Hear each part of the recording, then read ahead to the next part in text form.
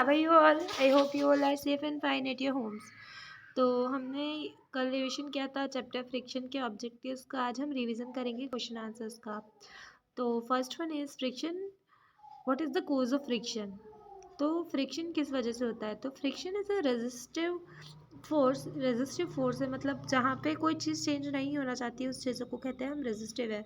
Resistive force which resist relative motion between surfaces in contact with each other. ठीक है, जब दो चीज़ एक दूसरे के कॉन्टेक्ट में आती है तब वो रेजिस्ट करना चाहती है, मूव नहीं करना चाहती. तो जो मूव नहीं करने ना चाहती वाला फोर्स है that is friction force.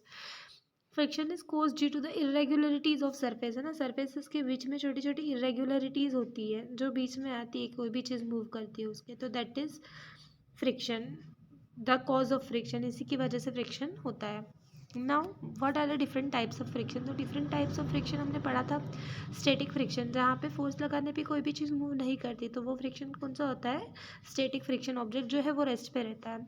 Limiting friction, जब थोड़ा सा ही फोर्स लगता है या जब बहुत ज़्यादा फोर्स लगाने के बाद भी थोड़े से ही चेंजेस होते हैं, तो that is limiting friction. Kinetic friction, जहाँ पे कोई चीज़ मूव कर रही है तेजी से बट वो रुकेगी. अब जो रुकेगी that is kinetic friction. Now rolling friction, कोई भी चीज़ जब रोल करती है, फॉर एग्जांपल बॉल जब रोल कर रही है, कोई सिलिंड्रिकल शेप की कोई भी चीज़ रोल कर रही है, अब व्हील रोल करता है, ठीक है, बट वो रुकता है, that is because of rolling friction. Rolling friction जो है वो सबसे कम होता है, it is very less. And जहाँ पे सबसे ज़्यादा फ्रिक्शन लगता है that is static friction. What are the advantages and disadvantages of friction? Friction के एडवांटेजेस एंड डिसएडवांटेजेस क्या है? तो एडवांटेजेस में है फ्रिक्शन की वजह से हम चल सकते हैं, we can walk. It help to support ladder against wall. है ना, हम लैडर रखते हैं वॉल के अगेंस्ट. कैसे रखा जाता है? वो सीढ़ियाँ रखते हैं ना, फिर चढ़ाते हैं उस पर पेंट करने के लिए या कोई भी काम करने के लिए. तो it is because of friction it becomes possible to transfer one energy from another energy.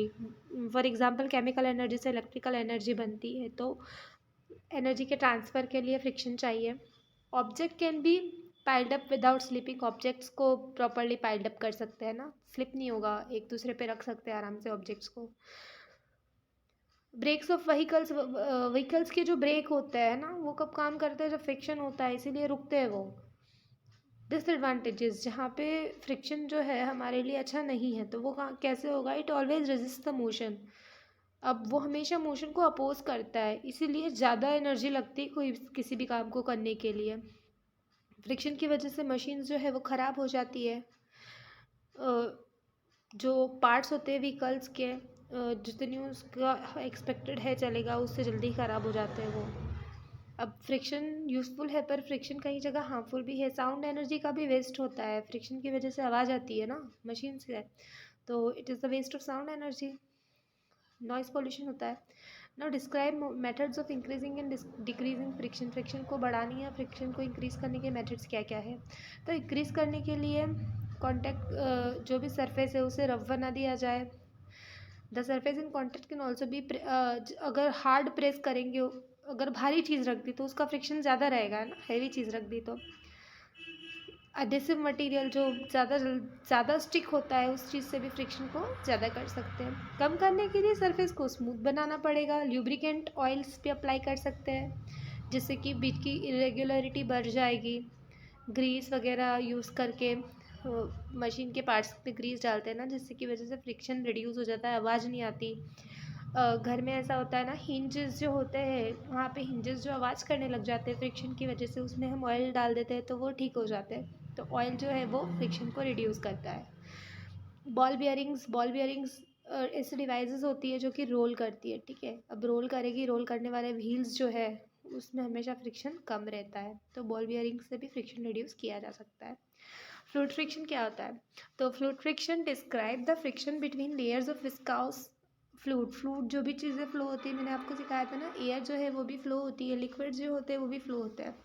तो फ्लो होने वाली चीज़ों पे जो फ्रिक्शन लगता है that is fluid friction. I hope you understood, and if you have any doubts you can ask me in the comment section below, and I hope you are learning well at your homes. आपको ये सारे questions अपनी revision copy में भी लिखने हैं और learn भी करने हैं। अगर इसमें कोई चेंजेस है तो आप अपनी क्लास वर्क्स में से आंसर्स देख के लिख सकते हो, नहीं आपको वो टफ लग रहा है तो आप इसकी हेल्प भी ले सकते हो।